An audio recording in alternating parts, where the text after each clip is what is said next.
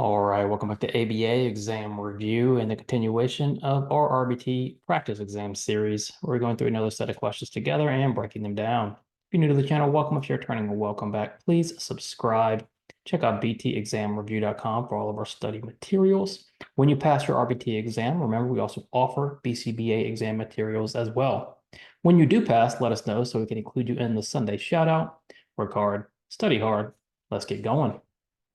Your client is known to display aggressive behavior and task avoidance. You tell your supervisor that, at one point, the client balled up their fist and swung it at your face. The client balling up their fist and swinging it would most precisely be a blank. Now, this might seem like an unusual question because we're describing a couple different things. First, we're talking about the client balling up their fist and swinging it. But we also talk about how the client displays aggressive behavior and task avoidance. Now, what's the difference? What's the difference between this aggressive behavior and this task avoidance behavior and the client balling up their fist and swinging it? When we talk about the aggression and the task avoidance, we're talking about the big picture. That is the behavior we're going to define. The client balling up the fist and swinging it is a single instance of that behavior. So what do we call one instance of behavior? A behavior. The behavior, again, is the big picture: aggression, task avoidance, elopement. These are the big picture items we're going to define. When we measure a single instance of that behavior, we call that B a response. Now, in practice, you're going to use response and behavior very interchangeably, almost like the same thing. But for your exam, you want to be precise as possible, and you want to know there is a distinction between what a behavior is and what a response is. A response class is a set of responses, and we're only dealing with a single response here, so we don't have a class necessarily. And then we're not dealing with any stimuli or stimulus. We're only talking about the behaviors and the responses. So since we have a single instance of a behavior, we're going to call that a response.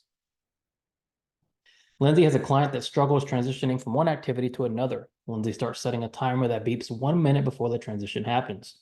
Lindsay also sets out preferred items by the next activity that is planned. What is Lindsay using? So looking at Lindsay and her strategy, what is Lindsay trying to prevent, or what is she responding to? Because you're always asking yourself that. What am I preventing? How am I responding? Well, we know Lindsay's client has trouble or struggles transitioning. So in order to prevent the struggles, Lindsay sets this timer that's going to let the client know it's almost time to transition. She also is setting out preferred items by the activity. So she's doing all these things. She's doing all these interventions, these modifications in preparation for the transition. So you have to ask yourself, is Lindsay doing this before or after the behavior? Well, she's doing it before. She's trying to prevent the struggle from happening. And so when we're trying to prevent something, we're using an antecedent intervention, A. A consequence intervention responds to the behavior. So a consequence intervention would follow whatever happened during the transition. Lindsay's doing everything she can to prevent that struggle from even occurring in the first place. So she's working before the behavior happens, before the behavior is an antecedent. She's not shaping intervention. She's not shaping anything, right? She's not using a shaping intervention.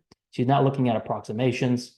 And non-contingent reinforcement is an antecedent intervention, but that isn't what Lindsay is doing here. She's just manipulating the environment to make it easier for her client to transition and to try to prevent something from happening. Preventative is antecedent. When you respond, that's a consequence. If you remember that, this is going to be a very straightforward question if you see something like this on your exam. Michael is using discrete draw training to teach his client, Sarah, to identify colors. He presents a red block and a blue block, asks Sarah to point to the red block, and immediately provides reinforcement when she correctly identifies the red block. After pausing, Michael repeats this process several times in short, structured sessions. What aspects of DTT are demonstrated here? When we think about discrete trial training, there are certain parts of DTT we must follow. Typical DTT chain of events goes your instruction, your response, your consequence or your feedback, a pause, and then back to your SD. If there's a prompt, that comes in between the instruction and the response. So the question is simply asking you to identify what aspects of DTT has Michael used. Well, let's take a look. He presents the red block and blue block and asks Sarah to point to the red block. Well, there's our SD, or our instruction. Sarah correctly identifies the red block. That's our response. Michael provides reinforcement. That's our consequence. And then he pauses, which is our post-reinforcement pause. So if we look at A, we have an instruction. Yes. Did Michael prompt? He didn't. There are no prompts in this scenario. So A can be eliminated. Well, let's look at B. We have an instruction, point to the red block. We have a response, identifies red block. We have a consequence, which is our reinforcement, and post-reinforcement pause. B looks good.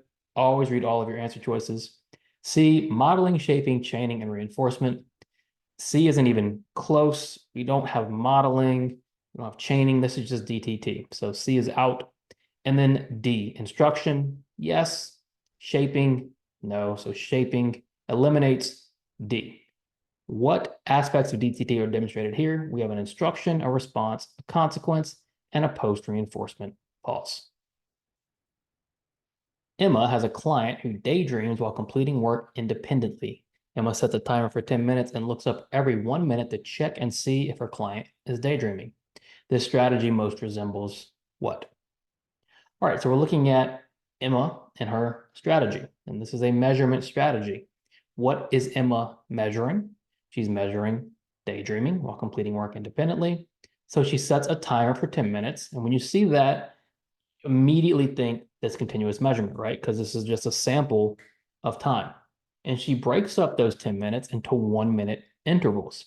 So when we have something like that, or we have a sample and we have intervals, we're dealing with some interval recording or time sampling.